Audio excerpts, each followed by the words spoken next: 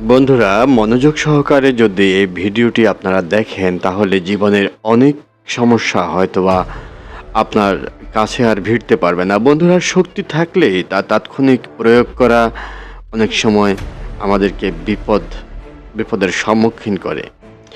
দেখতে পাচ্ছেন যে প্রতিশোধ নেওয়ার জন্য এই সিংহটি যখন বাঘের বাচ্চাকে আক্রমণ করে প্রতিশোধ নেওয়ার জন্য, তখন কিন্তু চারদিক থেকে তাকে কিছু চিতার দল তেড়ে আসে। হয়তো তার শক্তিমত্তাকে, তার দেহকে কিংবা তার সাহসিকতাকে তারা প্রাথমিক অবস্থায় ভয় পেয়েছিল, কিন্তু সে বুঝতে পারেনি যে এখানে অনেকের মাঝে তার তাৎক্ষণিক এসে প্রতিশোধ নেওয়াটা আসলে ঠিক হবে না। সে কিন্তু তার যে রাজার রাজত্ব কিংবা তার যে অসীম সাহস তা নিয়ে কিন্তু অবিচলভাবে হেঁটে যাচ্ছে এবং প্রতিশোধের উন্মাদনায় সে কিন্তু চিতার বাচ্চাকে মুখে নিয়েই কিন্তু সে হাঁটতেছে। অবশেষে পরিণতি দেখতে পাচ্ছেন যে চারপাশ থেকে তাকে কিন্তু বাধা দিতেছে চিতাগুলো।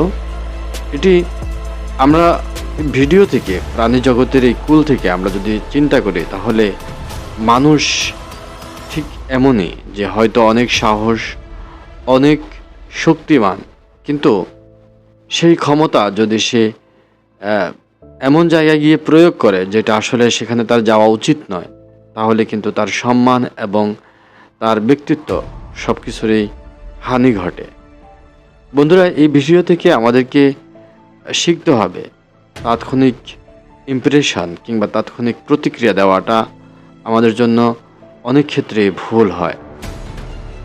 এখানে দেখতে পাচ্ছেন সে কতটা শক্তিশালী এবং ভয়ঙ্কর রূপী। তাকে কিন্তু সবাই ভয় পাচ্ছে, কিন্তু তারাও তো তাদের সন্তানকে বাঁচানোর জন্য।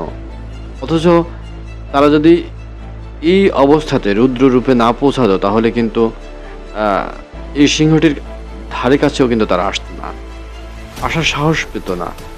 অথচ আজকে সিংহটি ভুল করেছে, অসময়ে আক্রমণ করেছে। ঠিক এই সিংহরূপী হতে পারেন আপনি, তবে আপনার একটুখানি ভুল স্টেপ, একটুখানি ভুল পদক্ষেপ আপনাকে ধ্বংসের অতল গহীনে তলিয়ে দেবে। সুতরাং ধীর হতে হবে, স্থির হতে হবে। জীবনে সবখানে আপনার ক্ষমতা আছে সেটা দেখানোর কোনো প্রয়োজন নেই। সব জায়গায় আপনার নিজের আমিত্বকে, আপনার ব্যক্তিত্বকে প্রমাণ করার কোনো প্রয়োজন নেই। মনে রাখবেন, আপনি যদি যথাযোগ্য এবং ঠিক সম্মোহনী হয়ে থাকেন তাহলে আপনার সম্মান আসবেই। এভাবে হঠাৎ করে উগ্র হঠকারী সিদ্ধান্ত নিয়ে নিজেকে বিপদের মুখে ফেলা থেকে বিরত থাকতে হবে। এই ভিডিওটি আমাদেরকে শিক্ষা দেয় যে আস্তে আস্তে কিভাবে আপনার মনোবল ভেঙে যায়। ঠিক সিংহটি ধীরে ধীরে কিন্তু তার মনোবল হারিয়ে সে কিন্তু শক্তিও হারাচ্ছে। বন্ধুরা, আপনি অনেক কিছু হতে পারেন, অনেক ক্ষমতাধর হতে পারেন। মনে রাখবেন, আমি এখানে আজকে আপনাদেরকে একটি গল্প শোনাবো। সেটি হচ্ছে, কোনো এক এলাকায় বন্যা হয়েছে। বন্যায় একটি জাত কেউটি সাপের বাচ্চা নীড় হারিয়ে দিক বিদিক ছোটাছুটি করতেছিল। হঠাৎ করে একটি উঁচু জায়গায় গাছের গুঁড়িতে দেখলো যে দেখতে পাচ্ছেন অলরেডি তাকে কিন্তু কাবু করে ফেলতেছে এবং তার একাধিক জায়গা থেকে তাকে কিন্তু কামড়ে ধরার চেষ্টা করতেছে বাঘ। তো সে কেউটি সাপের বাচ্চাটি গিয়ে দেখলো যে একটা উঁচু জায়গায় গাছের গুঁড়িতে কিছু কিছু দলা হয়ে আছে, দলা পাকিয়ে আছে একত্র হয়ে। সে গিয়ে সেখানে আশ্রয় নিল। আশ্রয় নেওয়ার পরে দেখা গেল যে কিছু হাঁস বন্যার পানিতে ভেসে বেরিয়ে যারা খাবার খুঁজতেছে, সে হাঁসগুলো এসে ওই কেঁচোগুলোকে খাবার হিসেবে খেয়ে ফেললো, সাথে কিউটের বাচ্চাটাকেও, সেই সাপের বাচ্চাটাকেও খেয়ে ফেলল। পেটে গিয়ে সাপের বাচ্চাটি চিন্তা করলো যে কেন যে কেঁচোদের সাথে মিশলাম আর হাঁসের পেটে গেলাম।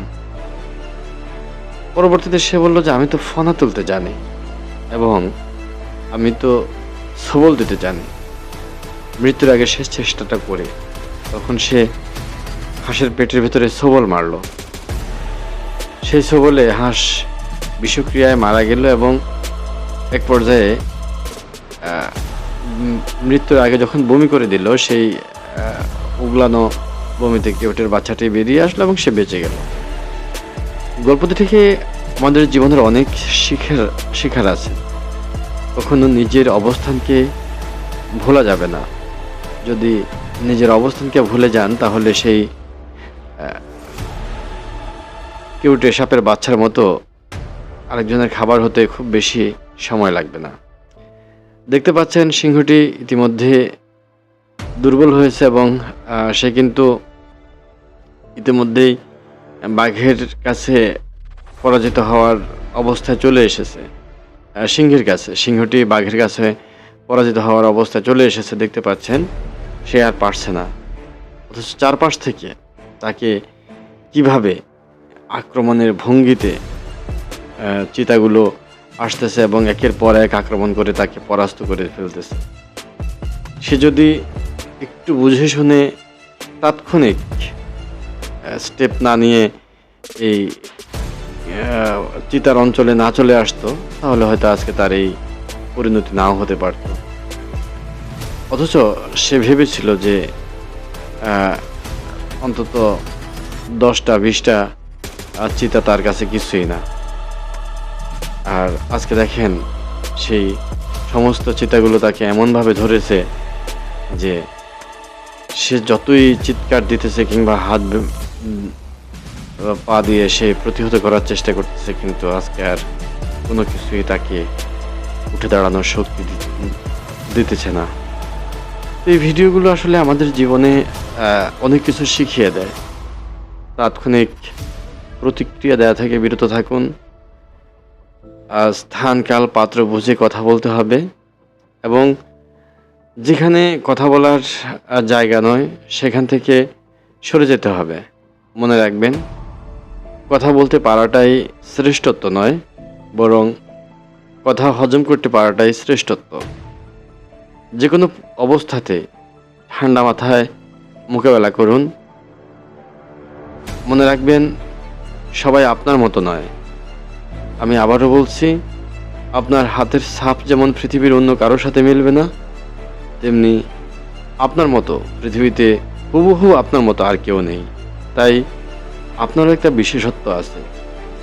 সেই বিশেষত্ব ধরে রেখে নিজের শ্রেষ্ঠত্ব, নিজের সম্মান কীভাবে ধরে রাখা যায় সে চেষ্টা করুন।